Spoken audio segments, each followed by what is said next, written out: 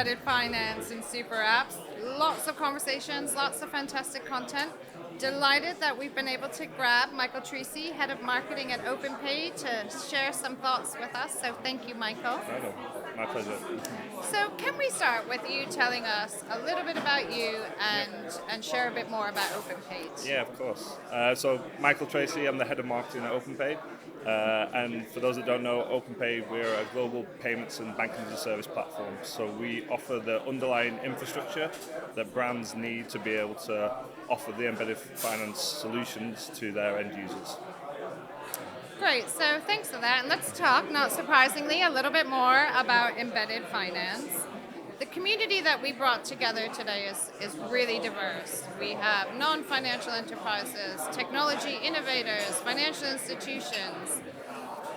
Can you share a little bit more about where you think non-financial enterprises in particular are in their kind of thinking, strategy, knowledge of embedded finance? Are we looking at the early stages? Is it a bit of a mix? Can you just share a little bit about Yeah, that? absolutely. I think with embedded finance, people forget that it's been around quite a long time already. So you see some of the big travel platforms, airlines, etc. They've been offering embedded insurance for a very long time.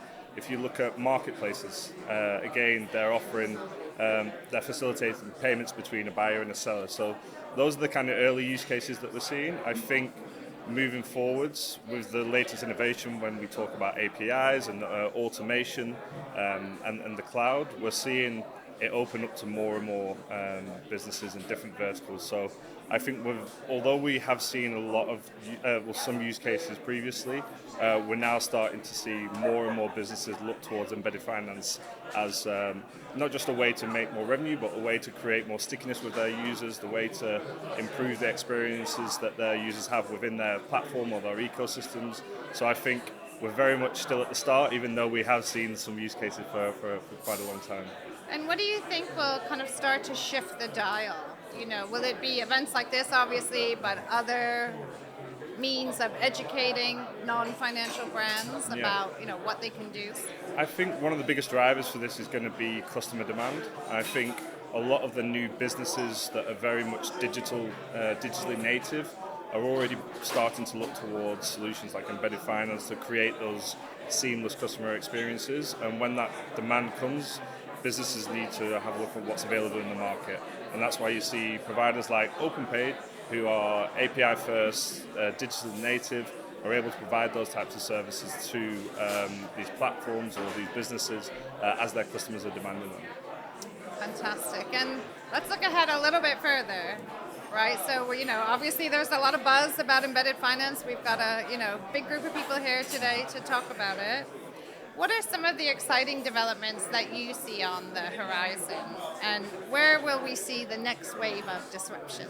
Yeah, no, it's an interesting question. I think, getting my crystal ball out, I think if you look at open banking, you look at a payment initiation, I don't think we've scratched the surface with that as a payment option or an alternative payment method at the minute. I think it makes a lot of sense. It enables businesses to create the seamless experiences that I was talking about before.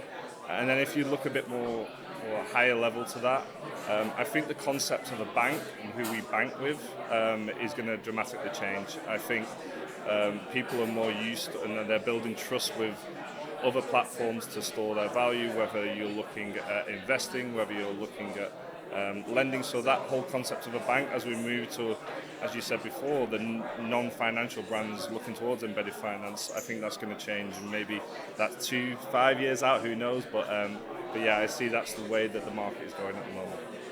Thanks for that, Micheal. And it sounds like there's a lot more on the horizon to explore. So we'll be looking at some of that today with you and your colleagues across the day, and hopefully into the future. So thank you again. No, thank you, Lisa.